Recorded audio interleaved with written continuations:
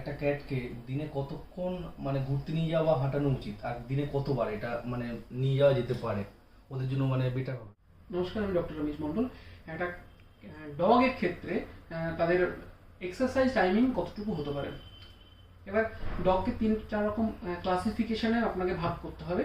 সে medium activity dog, না lower activity dog, না highly active dog. Highly active dog যেগুলো dog স্কোয়াডে কাজ করে তারা স্পেশালি, আর যারা মিডিয়াম তারা হয়তো কেউ কেউ দিনে 1 ঘন্টা 2 ঘন্টার জন্য তাদের কুকুর বা বিড়ালকে ঘুরতে নিয়ে যাচ্ছে। স্পেশালি আমি কুকুরের কথাই বলছি। তো একটা সুস্থ কুকুরের মানে অবশ্যই অ্যাডাল্ট কোনো কুকুরের মিনিমাম 30 মিনিট থেকে 1 ঘন্টা প্রতিদিন কিন্তু এক্সারসাইজের প্রয়োজন আছে।